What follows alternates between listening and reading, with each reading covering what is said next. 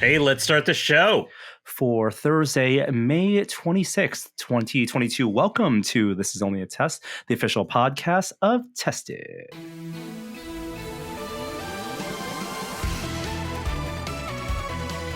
.com.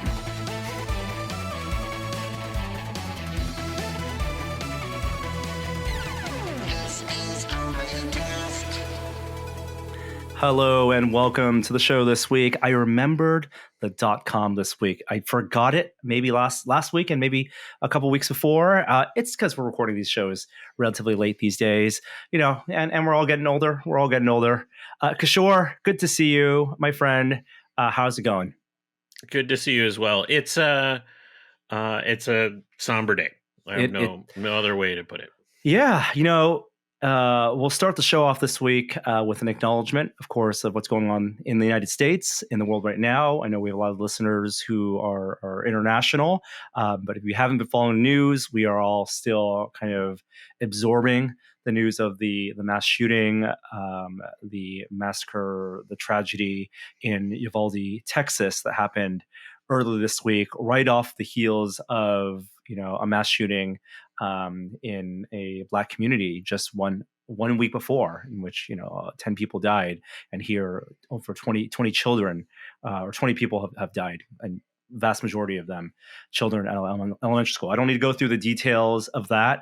I just want I know that I don't want to dive into the necessarily even the politics of it. Plenty other people have talked about that, but it is something, this event does affect all of us to various degrees. It affects us as humans, as parents, as just people trying to operate in a world that's, that has changed. And the one thing I wanted to say is that, 10 years ago, I wasn't a parent.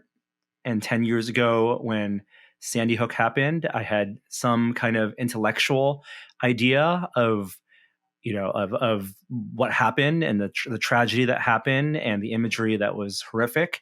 But things are different for me, at least this time around.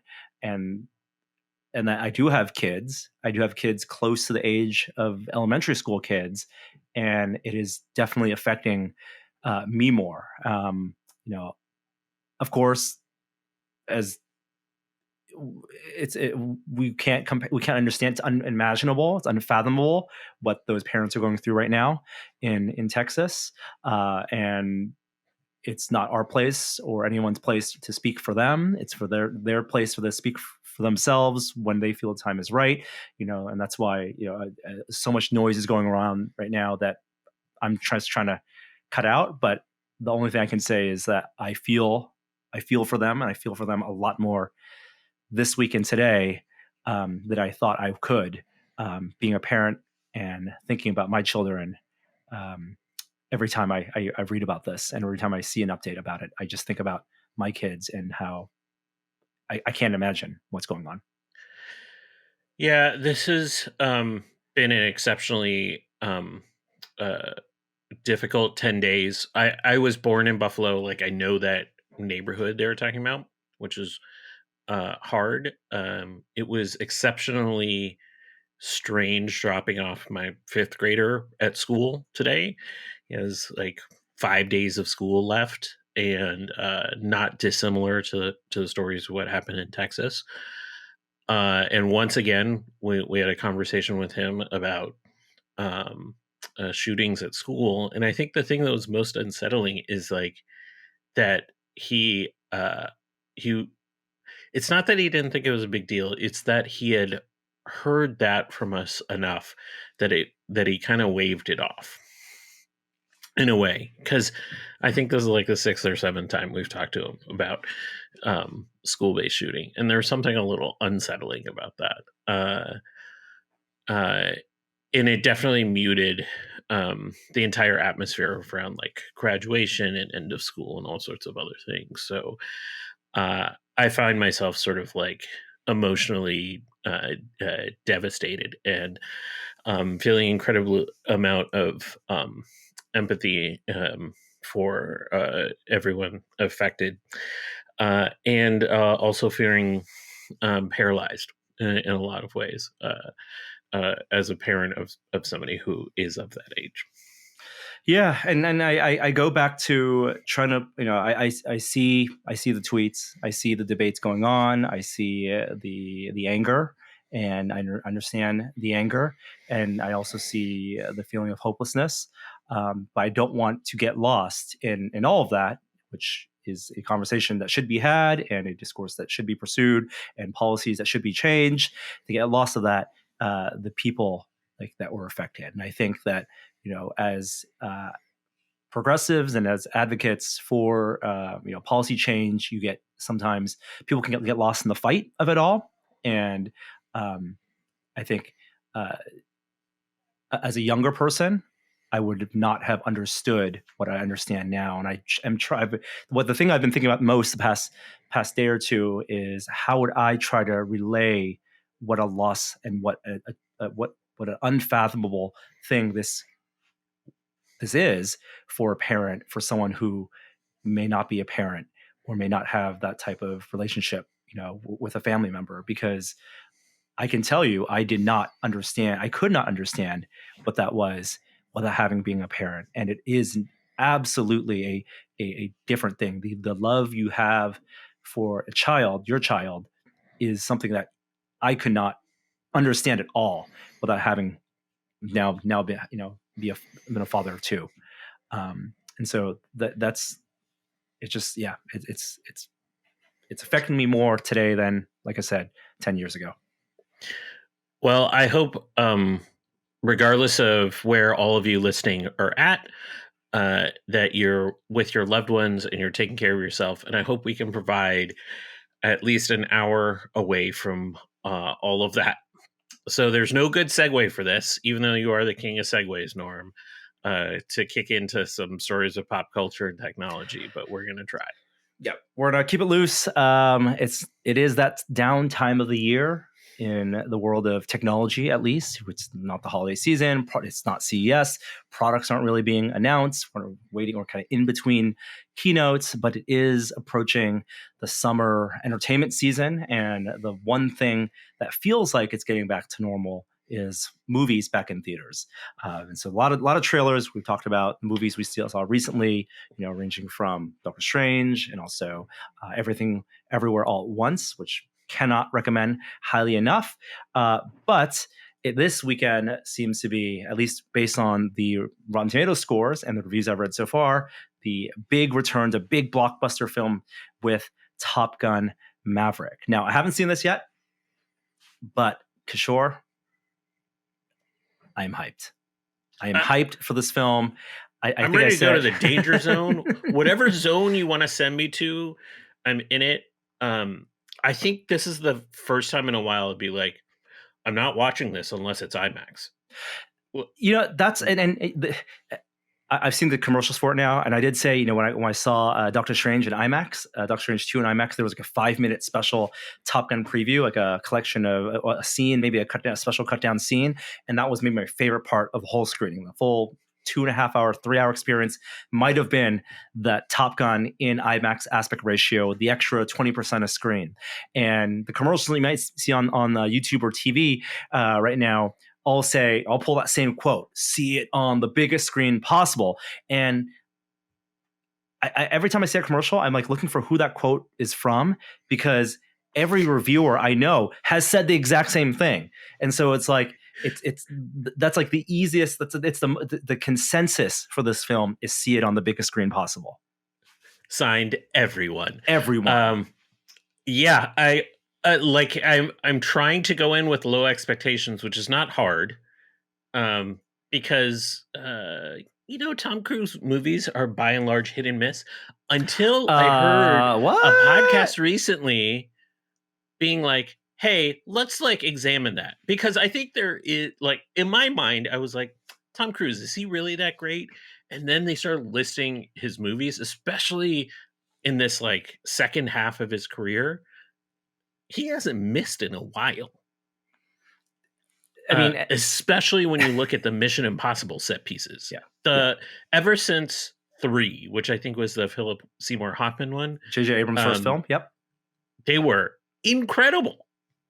I'd say two, even one and two are incredible in their ways. I think Signature two films for loses it those a little bit. directors. It's a John Woo film. It's one of it's classic John Woo with the American budget. It's a film representing its era of action movie. Let's put it that way. Um, and the first one, of course, iconic scenes that the franchise itself has riffed on. But Top Gun 40 years later. How many years later is this? When was 30 years later, right? Early 90s. Yeah, late 80s, early 90s. 30 years later, for them to come back to the story, and it's the director of Tron Legacy, but Chris McHugh, who directed the most recent few Mission Impossible movies, writer of Usual Suspects. He was brought in also to rework the script. So his signature is on it. I would not be Again, surprised if script. he No need did for a some script shadow here. directing on this, but has great pedigree. Tom Cruise, if regardless of what you might think of his acting, of his everything around him outside of films, he commits and he loves movies and he commits to the filming. And from a technology standpoint, one of the big things is that they were able to get IMAX certified, so not like film IMAX, but IMAX certified large format cameras to fit inside real plane cockpits. And so the actors aren't flying the planes, but they are inside the cockpits, and they're filmed in the air. And so they talked about the direction being, they would do these, they would get like 2 flights a day, do a meeting, have like a wooden cardboard cockpit mock-up for the actors to rehearse in, and then get them in the cockpit on a real plane, doing the flights, blocked out, incredibly storyboarded out, because you need to hit marks based on what's around you, so it can match whatever the environment is or the CG that they're going to put in. And then they come back, immediately look at those dailies, and then get notes, and then wait, and then the afternoon get a second flight up for one more take. And they made a film that way. That's insane. So let me ask you, is Tom Cruise trying to kill himself, but do it in the most epic way possible? Is that what's going on? He lived making movies. Maybe he wants to die making movies. I don't know. I can't speak for him. Like how far he like, let's say he gets to space. Let's say he achieves what he has been aiming to do and gets to space and makes a movie on the ISS. He wouldn't be, of course, as we've talked about, be the first filmmaker to do so, because Russia was able to send up a director and actor and film a film in like a course of a day. But let's say he does that and it's compelling narrative. There's no place to go from there. The dude is like 60 years old. He has like one more Mission Impossible movie they're coming out with after Dead Reckoning Part 1. What's the next phase of his movie career? Because you have like legendary actors, Peter O'Toole, what's his name from Sound of Music, like all these classic actors who had, and even like a Brando, right? They all have phases of their career, leading man roles to the elder statesman roles. Like, where does Tom Cruise go after he's done with the action role? Somebody put it to me this way: or I heard a podcast actually that said this: is Tom Cruise the last great movie star? Meaning, because these like huge action pieces, like, we're not going to have somebody that's like, let me jump off that mountain myself. I heard an interview with real Air Force fighter pilots that are like, yeah, we don't do that maneuver, but we did it for the film. What? I mean, if you're saying someone does their own stunts, then you got to look in the martial arts world, and you still have martial arts films and actors and performers who do their own stunts. It's not as many these days, but you still got your Donnie Yens of the world, and your up and coming, the Raid, Ong Bak, like all those actors. Those are genuine. They don't have the star power. So like you're talking about the presence, bankable, someone with ties to to studios who can make a phone call and say, I want this movie made, and they'll make the movie. Like, that's a classic movie star stature. And yeah, he's got to be one of the last few. I'm trying to think. Clooney he's got to be in there somewhere. Brad Pitt's in there somewhere. Basically, the Ocean's crew. Yeah, but like the business of movie making and how actors. And then the relationships with production companies have all changed. Like they started owning and running their own production companies, and obviously with streaming. So yeah, it's the system and the industry is changing. So yes, the idea of that kind of movie star I think has changed too. Well, I'm pretty hyped about this. I am going to try to tamp down my expectations now over the until I actually see it in IMAX. But I'm going to wait. Hype is off the charts for this one. It probably won't be this weekend, opening weekend. I do want to see it in IMAX. I do want to see it in San Francisco. We're very lucky. The AMC Metreon is a true IMAX, not just like a converted AMC theater to IMAX, but it's a true used to show 70 millimeter film, the tall aspect ratio, multi-story. And that's where I will eventually want to see it. Although I do have some travel coming up. I am driving down to LA this weekend for Star Wars Celebration. And yes, even though I'm driving with the family, might be able to sneak away and watch it. That's not a great review of Celebration if you leave for a couple hours to watch a movie. This is the first Celebration in a few years too. It is, and it's returning to Anaheim. So one of the reasons we're going down is I can tease. We had Kate Savicker on this podcast, and something that we alluded to back then, but there was a project that Kate and I had been working on for the past, on and off for the past month and a half, that is being revealed at Celebration. Can't say exactly right now what it is, but we'll be there on Saturday to check it out in person and probably posting some pics on social media as well. So I'm very excited to meet up with Kate. And she's probably has to do with a star and or a war. I mean that's pretty much it. Yep. And she's one of the biggest Star Wars fans we know. We're going to try to get her on the podcast actually next week to do a post-celebration report. But it's like Prop Store is going to be there. They're going to have an original filming miniature from A New Hope that we got to see when we were down at their warehouse and did a video on, and that video will actually be out this weekend. But people are going to see that X-Wing miniature from the ILM model shop in person, as well as they have Obi-Wan's hero lightsaber from the prequels. There's going to be a lot of I think a lot of the droid makers and the cosplayers that we follow during this past 2 years of no big conventions have been working on some projects. So Mike McMaster, who of course tested viewers may know is one of the Wall-E builders and a member of the R2 Builders Club, and has built many droids for various things, including official Lucasfilm capacity. He's going to be unveiling his life-size Imperial probe droid from Empire Strikes Back on a rolling. You got to be careful with that thing, because if you just touch it, it'll just explode. Yeah. That's right. Throw a blaster at it, and then find your nearest tauntaun. But that's one of those things where it's massive. Like in my mind, because it was filmed with a miniature in Empire, and you don't really see it like next to Luke or Han. In my mind, it was small floating droid, almost like that interrogation droid in New Hope. But no, it is like 6 feet tall, 7 feet tall. It's massive, human size, larger than human size. Ton of greeblies on it too, if I recall correctly. Crazy arms, right? The spinning head and the antenna. It looks very menacing. It has almost like the head of it has like the Sentinels from the Matrix. Obviously, it predates it, but it has that kind of look with the bulbous eye. Very menacing. I love the designs. One of my favorite droid designs, and I can't believe Mike Master has made one in 3D printed over the course of a full year on a large FDM printer, and then sanded it and put it together. Very cool. I'll be curious what the paint job is, because we saw it on Hoth, and so is it shiny like most Imperial things, or is it matte, which is how it looked in the film? I don't know.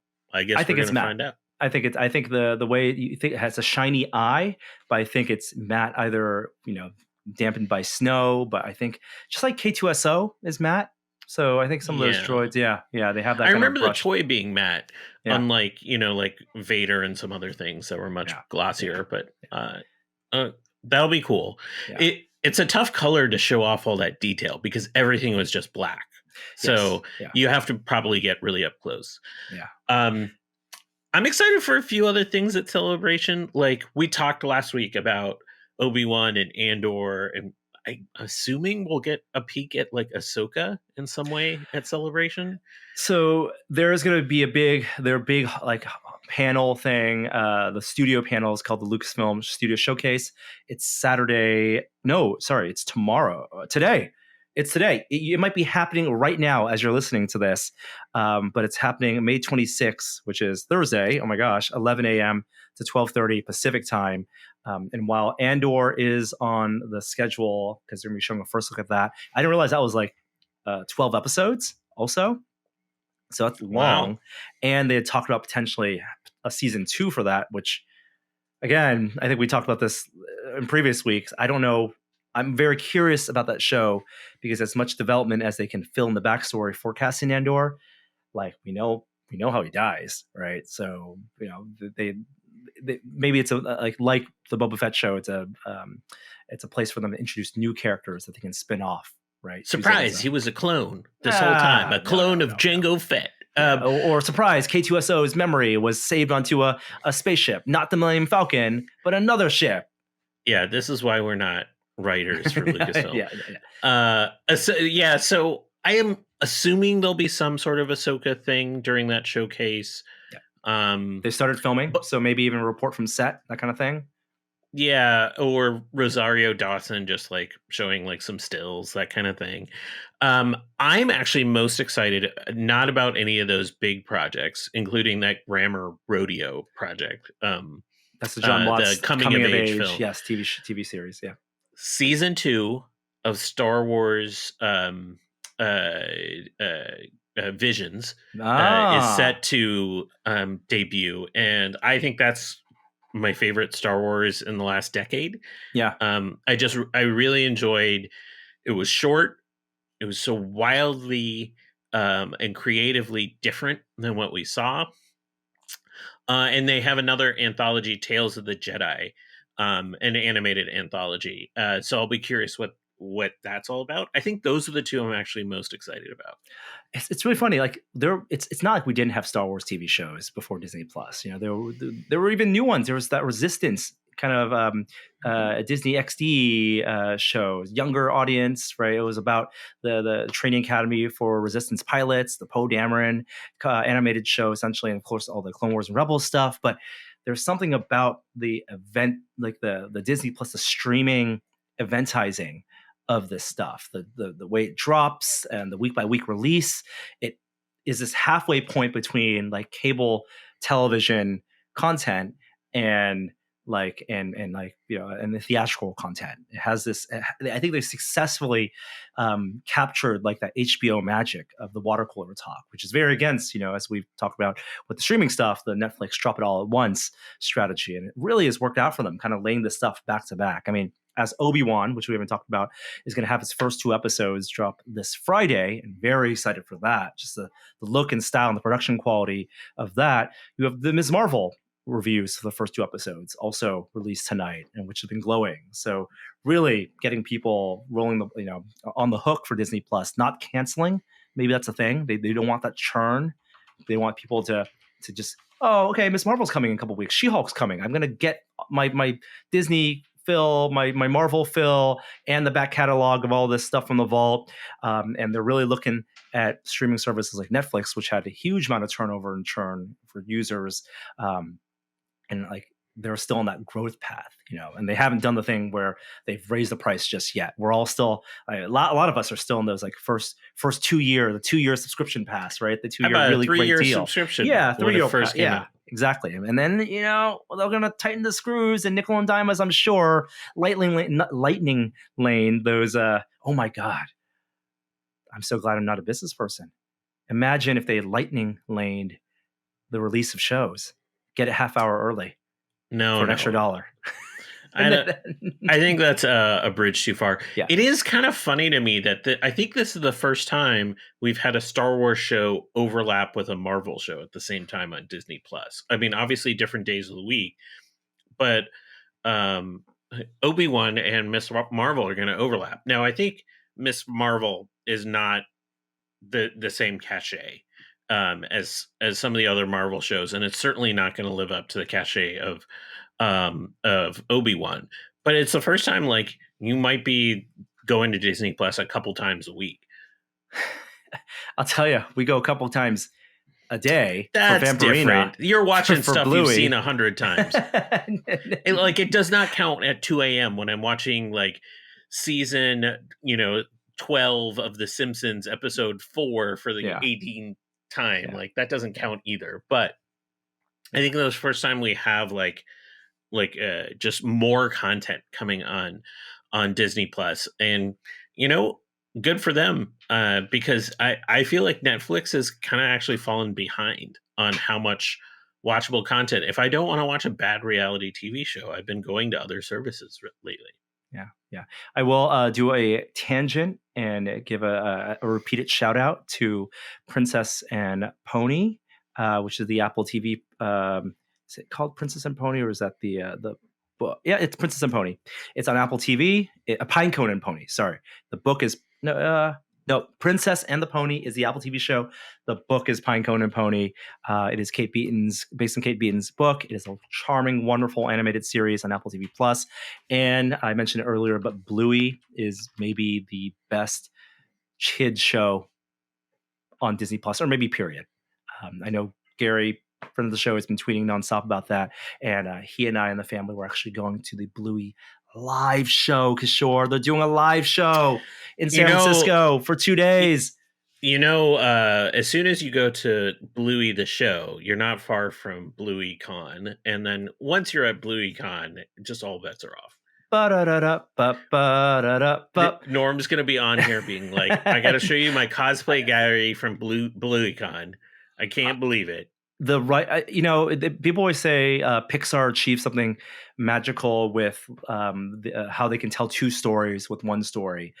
From the children's point of view, it is a perfect story, and they're captured and enraptured, and they understand it and see it through their lens. But from the adults and parents' point of view, they see something new and different. And you can grow up with a movie like Inside Out or Toy Story. You can, the perfect example: a kid watching Toy Story and an adult watching Toy Story. You're going to get very different things, but still the amount of incredible amount of enjoyment. And Bluey does that so well, better than any kids animated show I've seen in a long time, where the 1.5-year-old and 3.5-year-old can love it and sing along, and it's fantastical, and the animation's charming, and the voice acting is charming. There are animals, but for parents, it is poignant. There's like the writers are so smart, and there's the way they get you just at the end. Even some of it's on the nose, but some of it just there.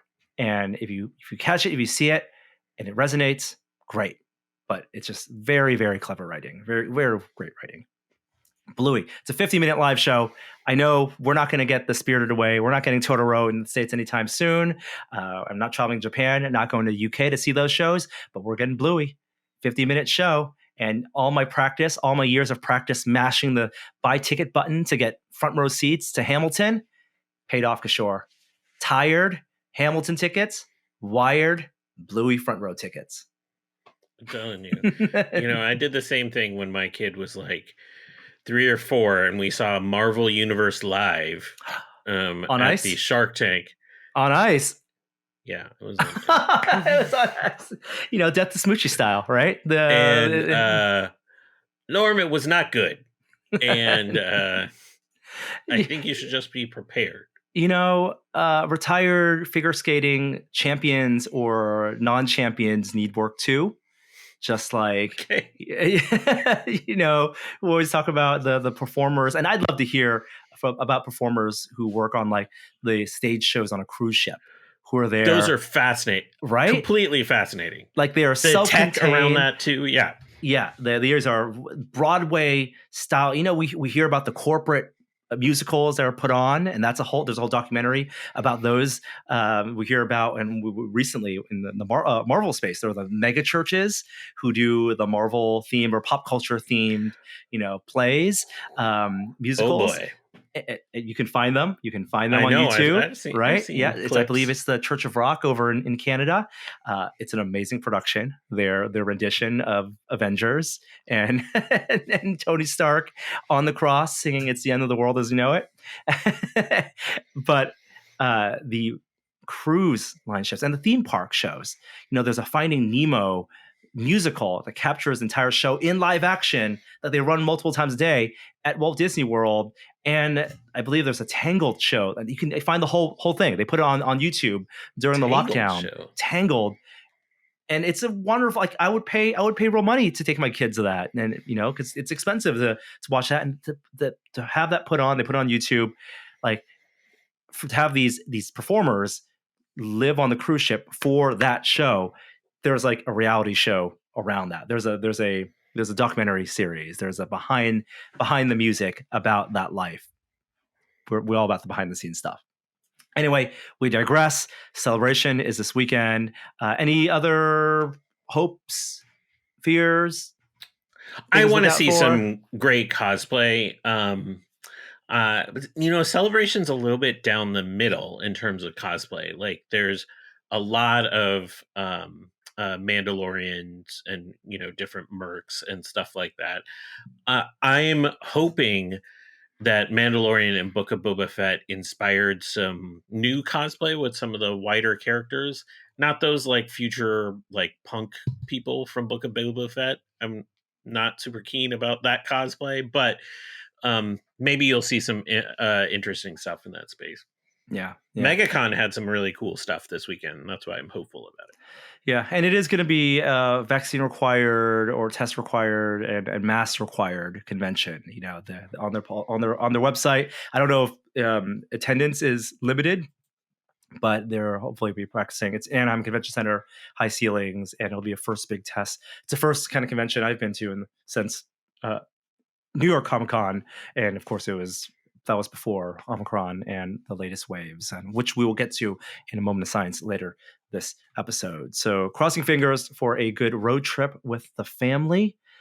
Wish me luck, Kishore. I have my route plan. What would normally be a 6-hour drive is it probably take 10 hours. And yeah, we'll see how it goes.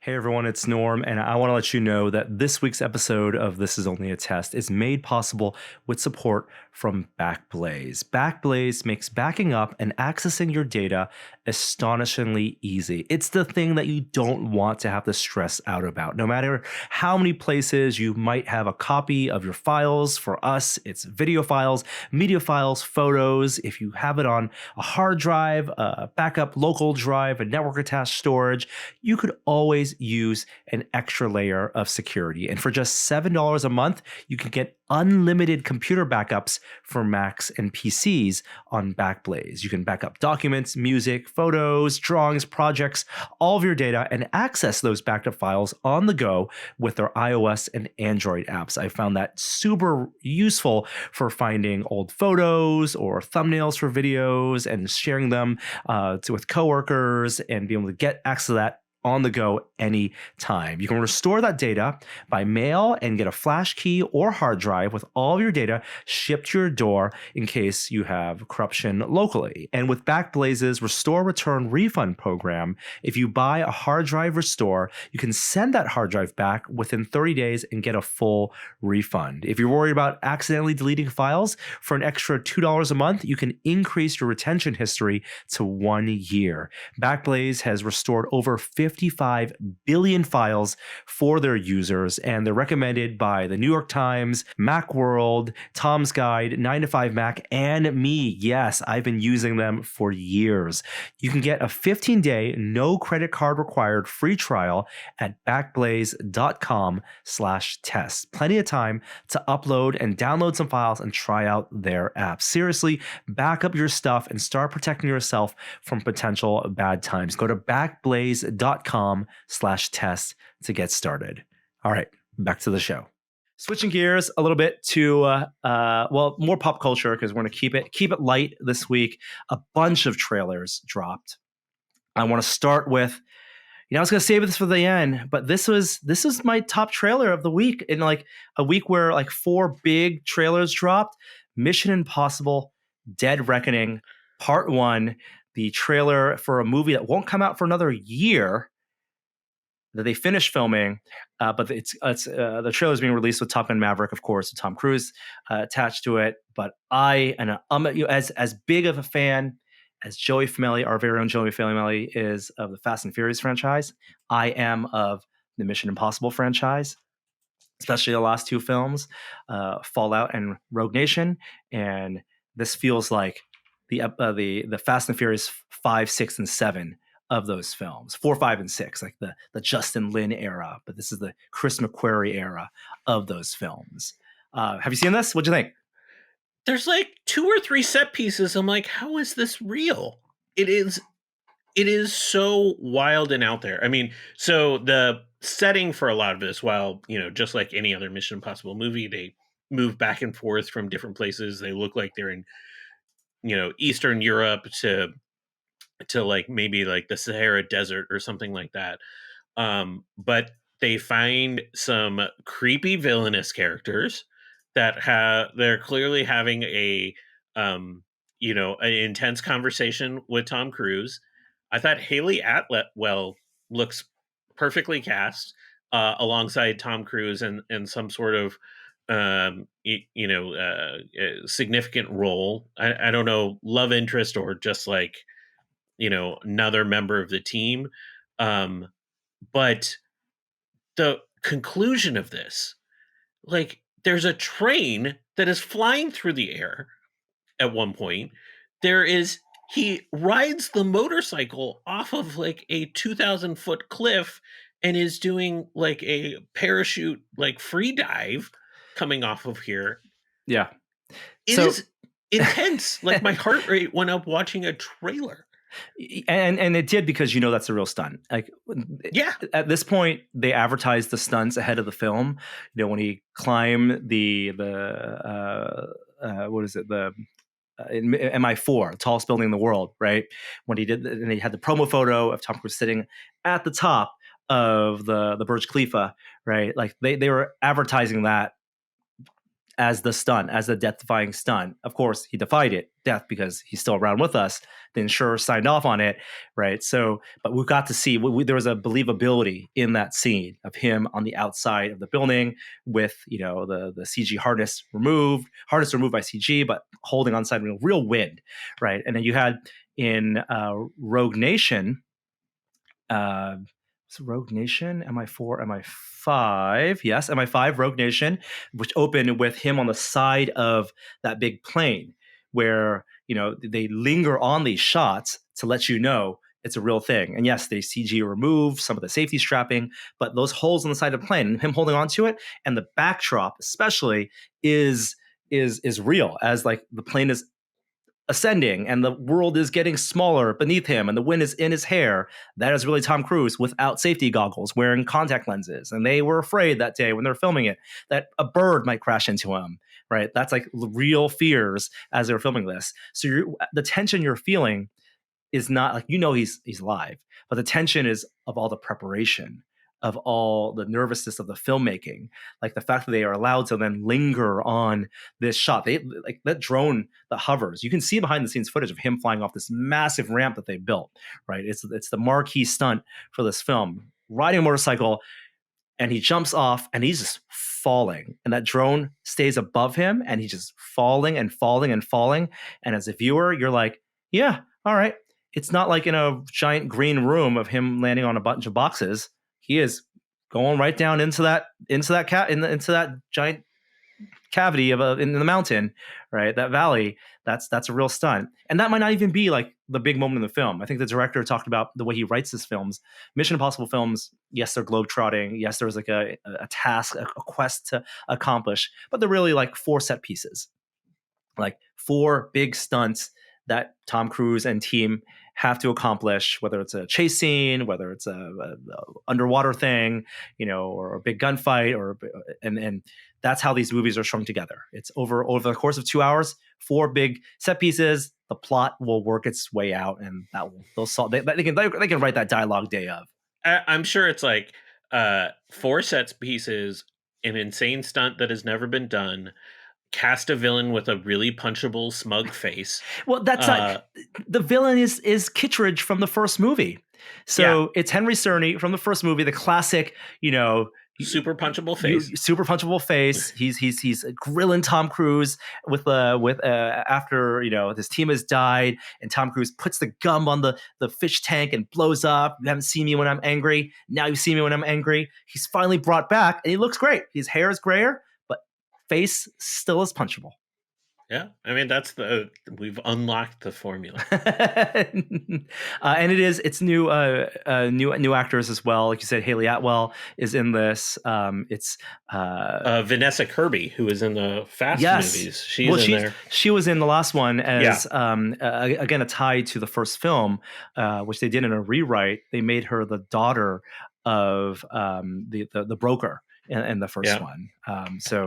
And I think Mantis, Palm Clemente, is in this. Yes. Oh, she's badass. I mean, ever since she was in the not so great Spike Lee Old Boy remake, she played the lead henchman, like the heavy in that film. She's great as Mantis, hilarious, but she can play deadly also. And I think she definitely, it's gonna be great. And Rebecca Ferguson, of course, two great shots. Mm-hmm. Rebecca Ferguson, like the thing that they get a lot of flack for is that the gratuitous sniper shot in Mission Impossible 5. There's the opera scene, and she's in that yellow dress, and like she pulls up the sniper rifle and puts her leg up on the side, and it's a very like kind of gratuitous shot. They said they had to do it because it was such a beautiful shot. It is cinematically, but in this one, there's a callback to that, except now it's gritty and she has an eye patch. And it's like, where we were at the beginning and where we are now, the scene on the train, a lot of these callbacks to the first Mission Impossible. As you can tell, I'm a big fan of these films. And she has a sword. There's a bridge fight with a sword. So count me in. This trailer had everything I needed. It brought me life. I am very excited to see this trailer on IMAX when I eventually get to see Top Gun Maverick in IMAX. Okay, moving on. Another colorful trailer, probably the most exciting Marvel trailer in a while, maybe? Yeah? Yes? I think so. The full Thor Love and Thunder. I'm so surprised this wasn't attached to Doctor Strange. Yeah, it kind of didn't make sense to me either, the timing of this, because the teaser came out late for this movie, because that was only like a month ago now, and so I was sort of surprised at the timing of this. They must be behind on editing in some way, shape, or form. But here's my recommendation: don't watch this trailer if you really want to see this movie. I'm not going to spoil much outside of the fact that we get so much more context here. You see more costumes, both for Thor and for Jane Foster and for Valkyrie. You see more flying horses than you did in the first trailer, which is always important. And we see Christian Bale, who's playing the villain in this. Gore. A lot of discussion on how he doesn't look comic accurate. Get over it. He looks villainous, and there is a fight scene involving him that plays with color, I think, in a really interesting way that could result in some really just inventive scenes. All you need to know about Christian Bale's character is that he's powerful and he's really motivated to kill people like Thor. Yeah, and I'll paint a word picture if you haven't seen the trailer, which millions of people have already. But he kind of looks a little bit like Voldemort. Like he exists in a very stark palette, black and white palette. We'll say it right out there. It's almost like death in was it Seventh Seal. Oh my goodness! Like, what a weird callback. I mean, it kind of has that vibe. Right? Mm-hmm. Especially there's a shot with his like claymore sword rising up to him. There's like a biblical, mythical quality sword you're talking about. Yeah. But there's like it kind of has a little bit of that vibe. and there's someone said he looks like the mashup of Voldemort and Uncle Fester, because there's a shot in the trailer where he's like grimacing and he's really unflattering. He has like folds of his neck and it's very Uncle Fester. But the He comic reminds me accurate. of he reminded me a little bit of the Danny DeVito penguin when we see his teeth. There's almost a little like like black blood or juice coming out of it at one point. The Uncle Fester thing makes me laugh. The Uncle Fester Voldemort thing, because it's so accurate. But I just want to say he still looks scary as hell. He looks So super it doesn't scary, and matter. it's the performance. He's intense. Like when you talk Yeah. about people who commit, Christian Bale Bale is intense. an actor. Ah. Commits, right? And I'm glad they're letting him, not covering his whole face with a ton of prosthetics and makeup. Like whatever they're doing, it's subtle enough. It's with color and paint, and not and not appliances. The comic accurate look actually reminds me a lot of Ebony Maw's character design from Yeah. Infinity War and Endgame, and I think they didn't want to confuse people with that. And that's a striking design. I love Ebony Maw. He was terrifying and ominous in Infinity War, but Christian Bale has a chance to make his mark as a Marvel villain. And who do you think is going to die? That's my question to you. They need to raise the stakes of this, right?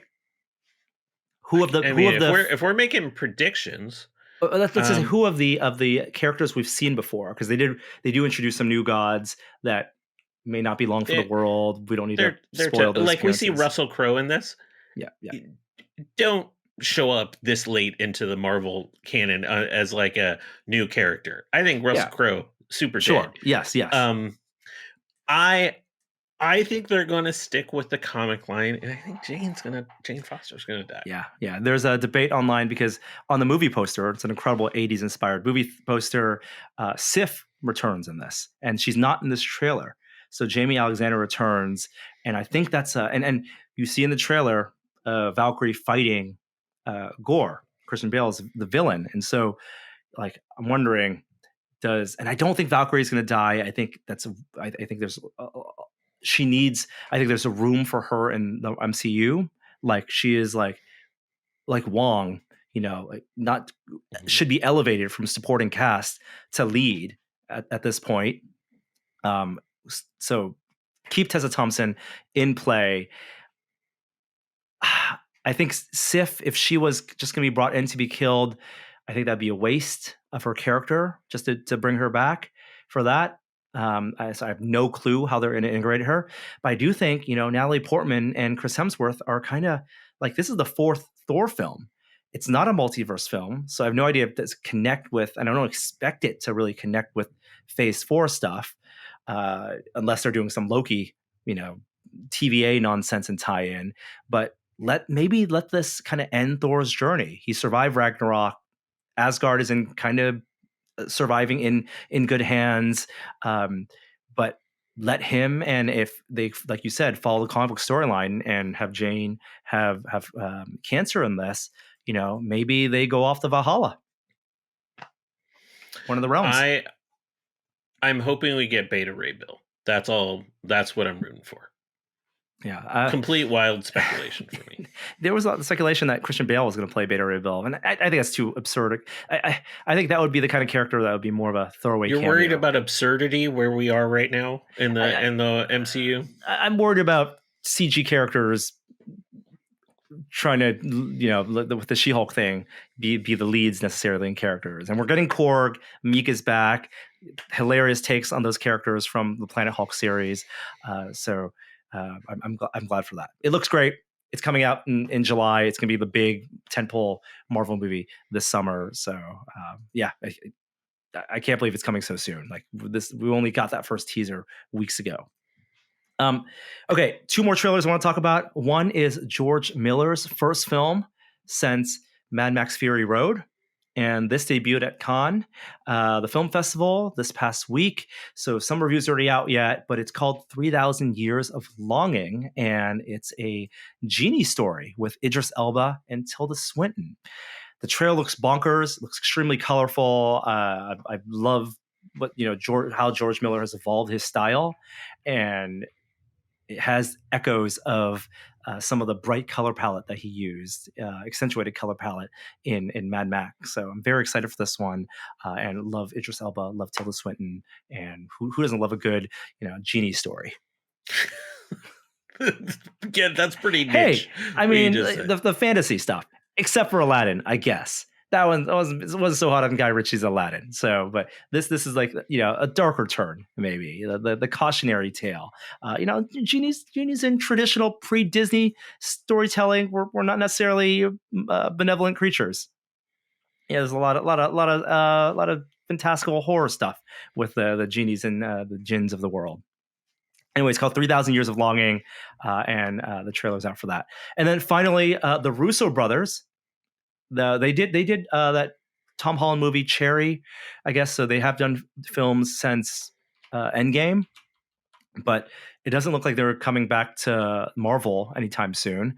They have their own production company. They're still working with the two writers of they work with for Civil War and Infinity War and Endgame, Marcus and McFeely, that writing team.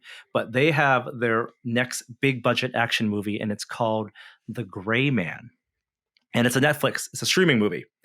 So this is, I believe, based on a series of spy books. I want to say it's an adaptation of a series, and I don't know if this one is based on a specific one, kind of like the Jack Reacher books, but most of us probably are going in this cold, and all you need to know is that it looks like Civil War without superheroes.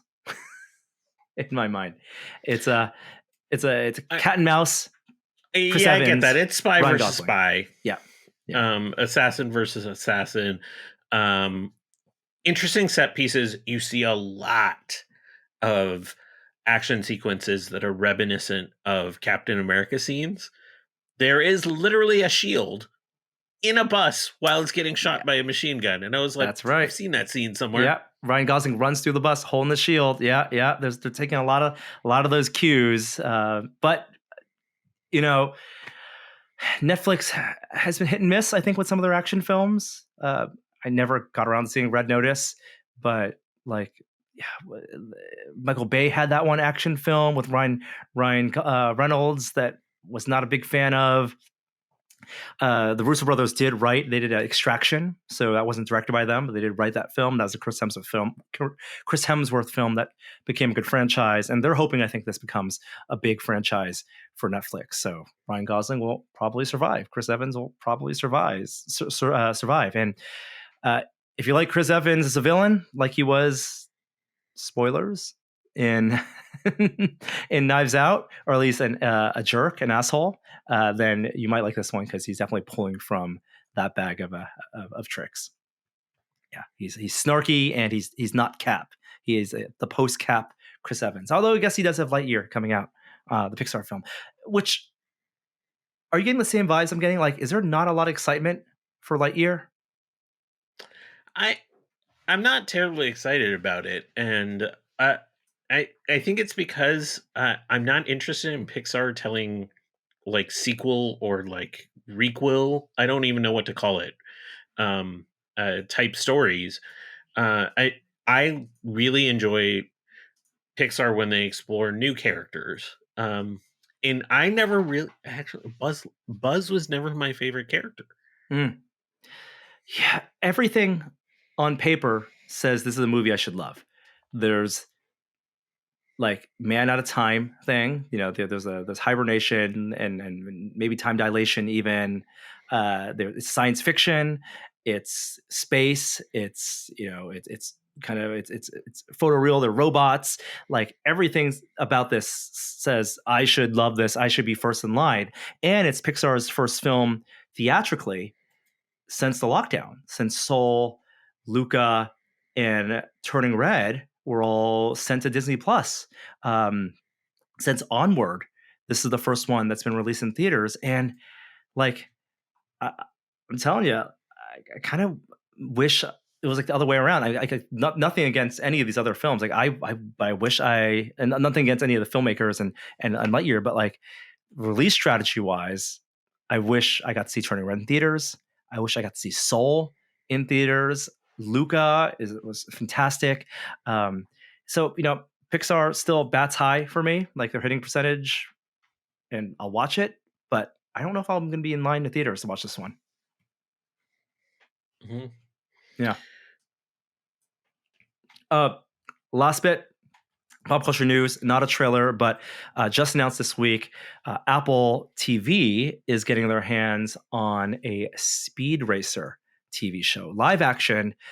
Wachowski's not involved, Okay.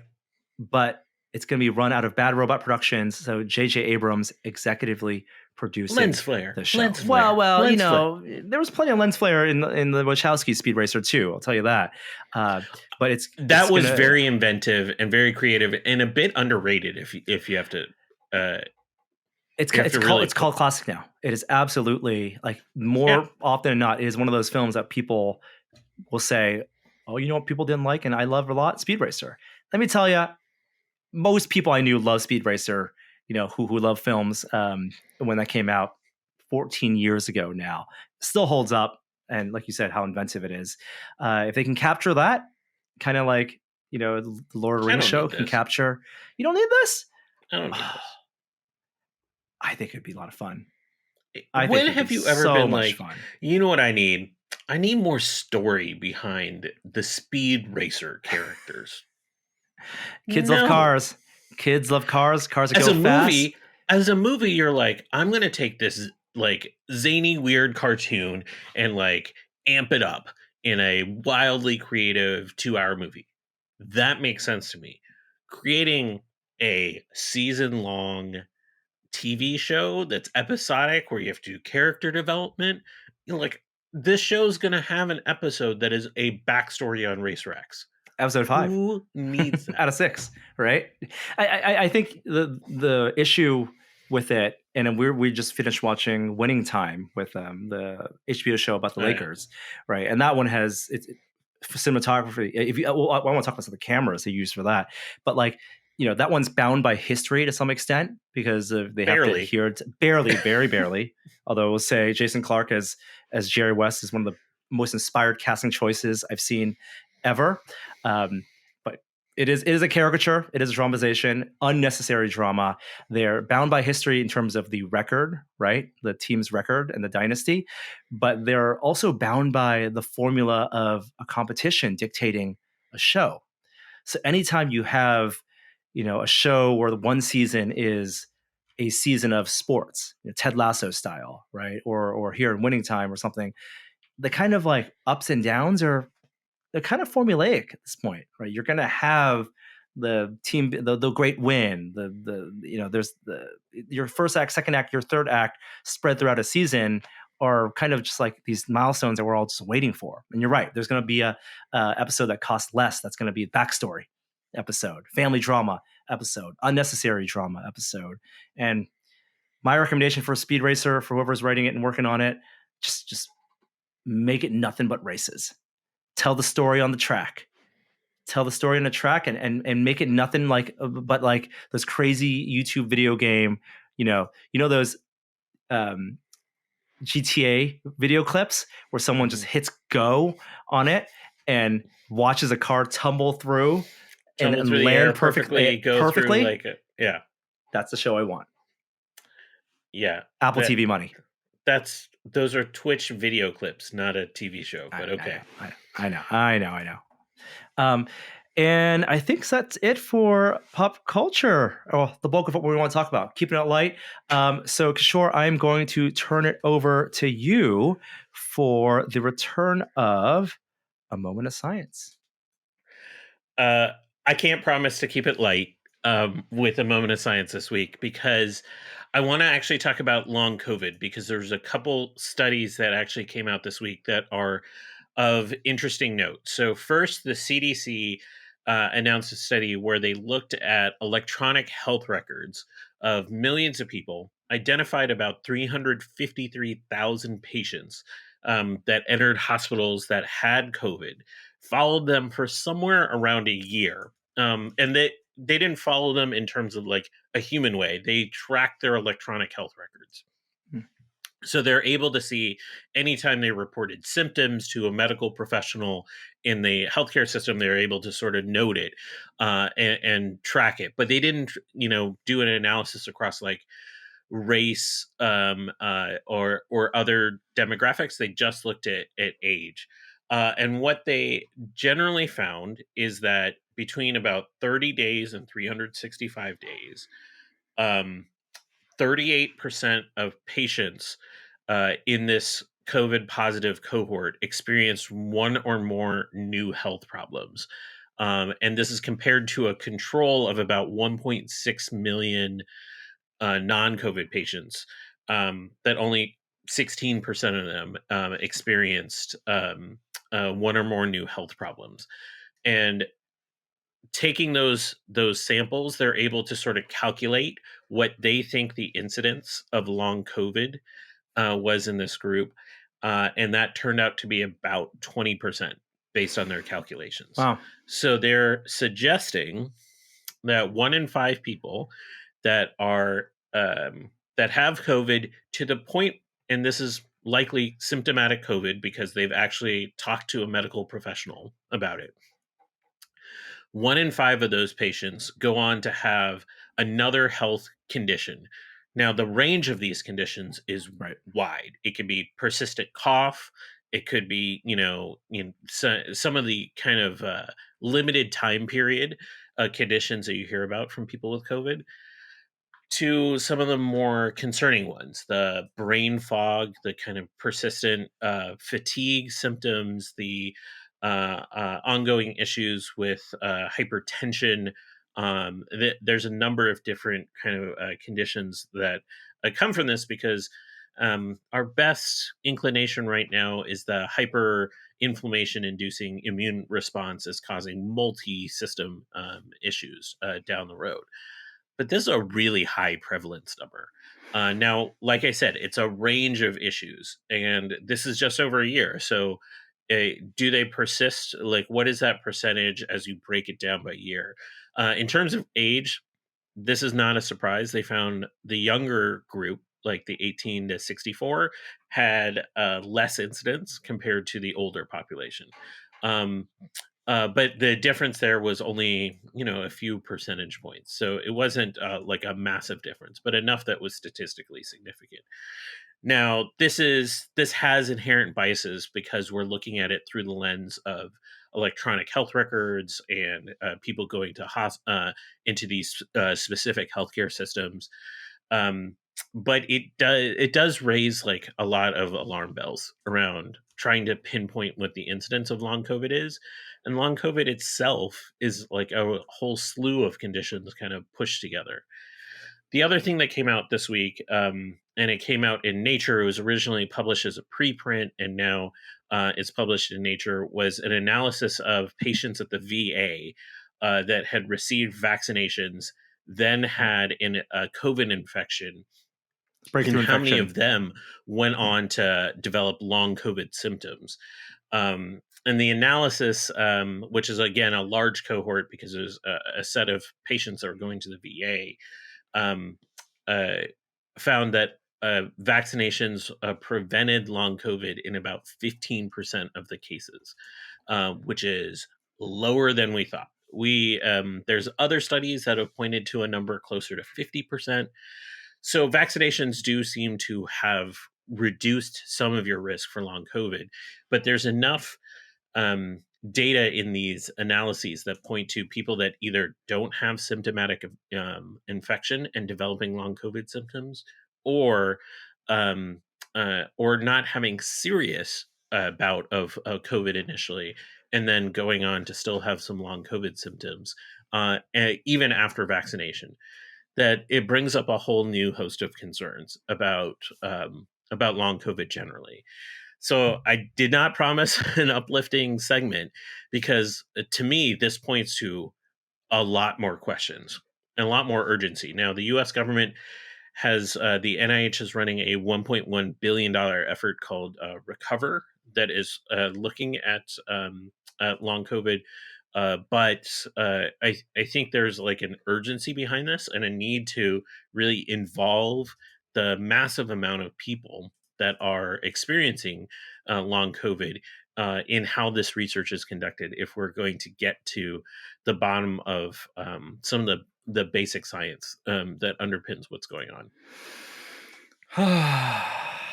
Still don't want to get it.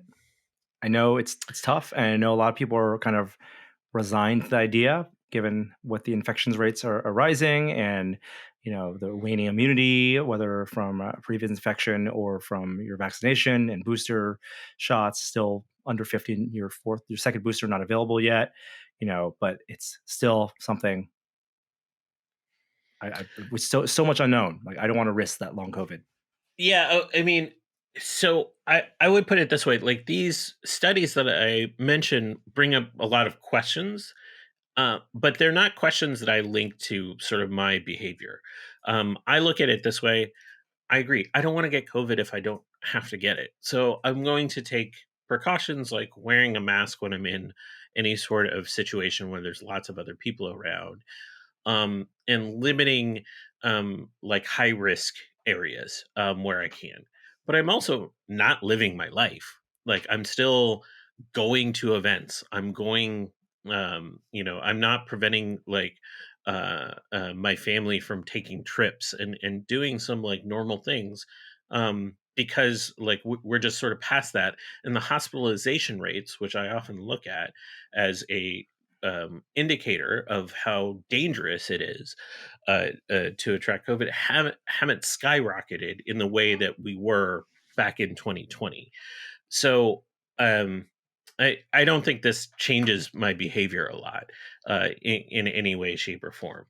But don't galaxy brain it either. Like, if you have the ability to not get COVID by taking some measures, they're imperfect. I'm still going to try to take them, as long as they're not, incredibly disruptive, like locking myself in my office for 6 months. Yeah. Just really quickly, because you brought up vaccines, Pfizer has released some initial data of about 1,700 trial participants that were 6 months to 4 years old, and have indicated a 3-dose regimen was 80% effective in preventing symptomatic infection. Okay. So only out of that trial group, which gets split in half, only 10 people in that group, the vaccinated group, got COVID after they were giving the third dose. And so it's like, part of the problem here is like, just because of how the numbers work, you need to have enough breakthrough cases to basically be like, hey, we have like statistically valid information, and 10 is actually a little bit below that. But they see this as a strong indication that the third dose is indicating a strong immune response. So they are submitting that information to the FDA soon for approval. We also got a recommendation from the FDA that boosters are available for kids 5 and up now. Great. I cannot wait to get my kids vaccinated, and even if it's a three dose, over, what would that be, over every 2 weeks or so, or no, they found that spacing out the doses over a longer period is relates to a higher level of effectiveness. So I actually haven't seen what the dosing schedule was, but I imagine that it's longer than 2 weeks. I think the third dose was probably at least a month, if not 2 months after the second dose. So if they're submitting to FDA, would this be for the emergency approval to get authorized to deploy in Right. a I month think or the so? earliest you would see some movement is probably mid-June, but I think it would probably be middle of the summer. You'll probably hear something. Halting July 4th plans, hoping for end of year plans to see family. That's what we want. All right. Thank you, Kishore. Welcome return to Moment of Science. Information is useful as always, and people can always ping you on social media or in the comments below. You take a look. Sure. I'm kind of staying off the trash fire that is Twitter this week, but Elon's trash fire. It's his problem now. Yeah, soon. It's a different kind of trash fire. You can find me where you need to. Yeah. It's not a Tesla fire. Thank goodness for that. Right. Yeah, which did happen. What are you I saw doing? that report, and I had to look up all the manual ways to open all four doors in the car because it's not obvious. There are manual ways to open the front two doors, not so obvious ways to open the back doors. So a PSA may be a good idea, just for precautionary measure, but to keep one of those window breaking devices in your glove box. Those Will and I tested those years ago. There's the little punch things you can quickly Yeah. break a window, but oh no, the Tesla glove box also electronically locked. So maybe just somewhere else in the car that you Really keeping it upbeat here at the finish. Okay, we're wrapping up the show with a little bit of what's on the site. I want to give a shout out to Route 9 Signs. That's a maker named Chris Rayleigh, who out of Fresno, California, but made his way to San Francisco. He's with his family, his daughter's birthday, but stopped by the studio and had a wonderful chat with him. I've been a long admirer of his work. He makes miniature recreations of famous signs, or maybe not so famous ones, signs that he loves in the world. Roadside signs, bowling alley signs, hotel signs, casino signs, and he's a miniaturist. And I love good miniature artwork. But the great thing about Chris, and the one amazing thing about Chris, is that he's been only doing it for a couple of years now, and his pace of iteration, his pace of building is so inspiring. He works with laser cutter, with the Glowforge, and because out of necessity, and it's like the fact that he is learning and improving, and you can see the fruits of that improvement in the work, stuff that he created last year, stuff that he brought to DesignerCon where I first met him in person, to stuff he made this past 2 weeks in preparation for this trip. He made 2 signs in 2 weeks. The Fisherman's Wharf sign and an Alcatraz sign is just, it's one of some of the best stuff I've seen. So really, really thrilled that he was able to stop by and show me those. And we shot a video, and it's on the channel right now. I'm also testing a new 3D printer from Elegoo, and it was just announced this week. It's going to go on sale Saturday, but I'll have my first impressions and a quick look, not full review video, out tomorrow that I'm going to film right after we wrap up this podcast, Kishore, because I wanted to show people some thoughts on it. Haven't getting perfect prints. It's way too early. I'm done with get a 3D printer in and try to get a review out in 2 weeks. It's impossible. It doesn't do the viewers a good service, but I do want to show people some interesting functionality, because there's going to be, as these companies do, like the Kickstarter style early bird pre-orders. And if you want to drop $500 on a printer, I want to show you what you're going to get, at least out of the box.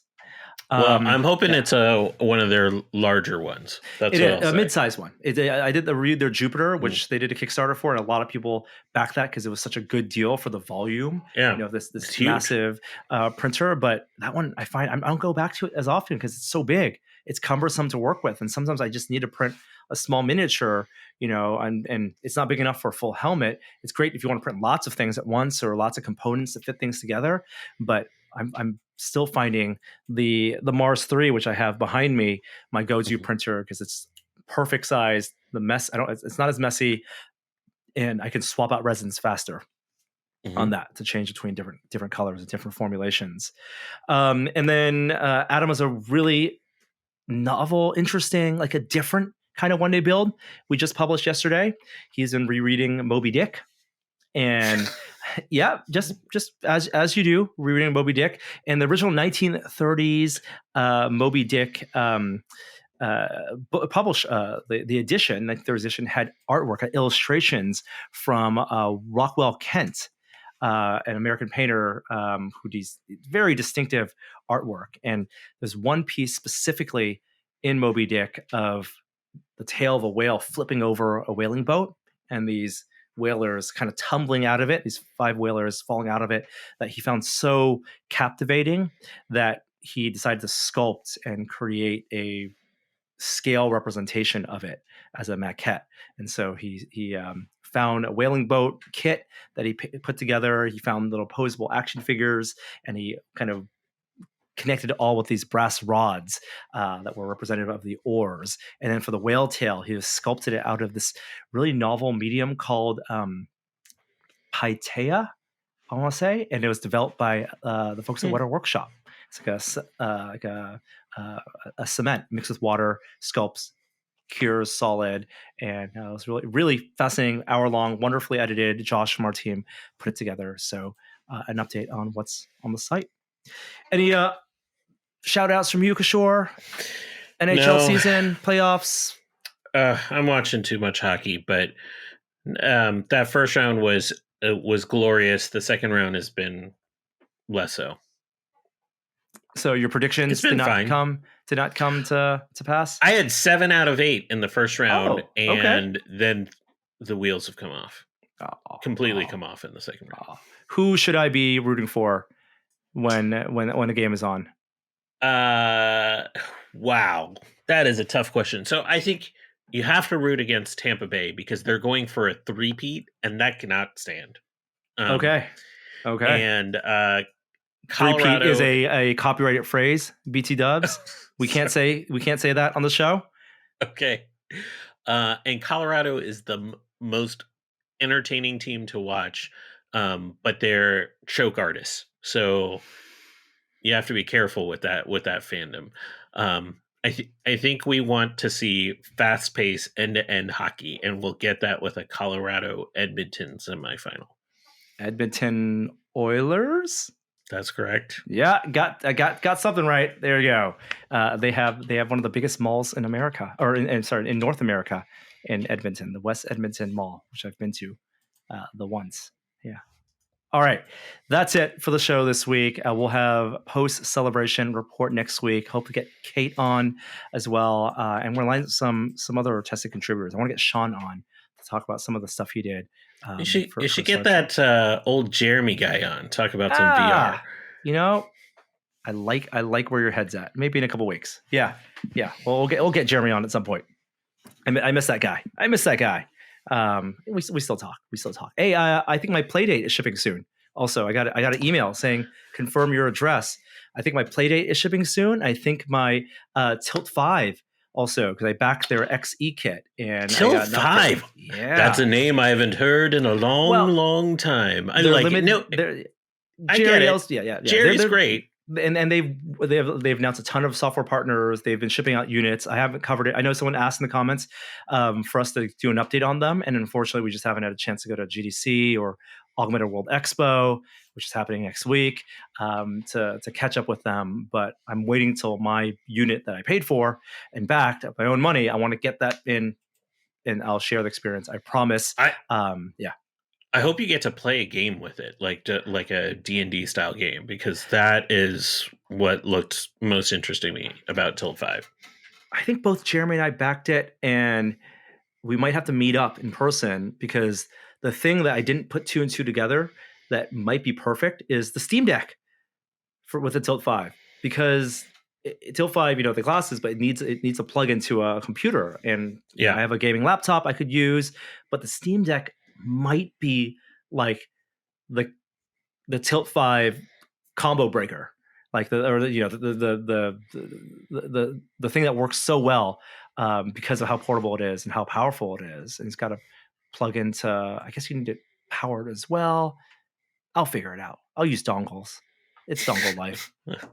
Yeah. Okay. That does it for the show this week. Thank you all out there for listening.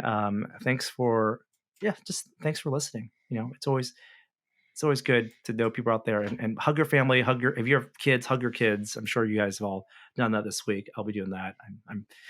Be kind to one another. That's I think you said it well.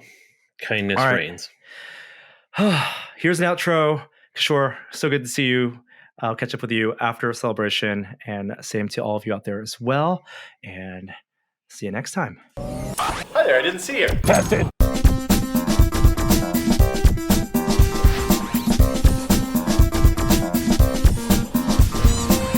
Minecraft, I pulled that out of my butt. 2 stoplights, I pulled that out of my butt. The Bluetooth low energy audio spec. Wow, I pulled that out of my butt. It seems like it should be against the rules. They're now just making fun of us. Yeah. through the outros, and I encourage it. Thanks for sending those. All right. See ya. Bye.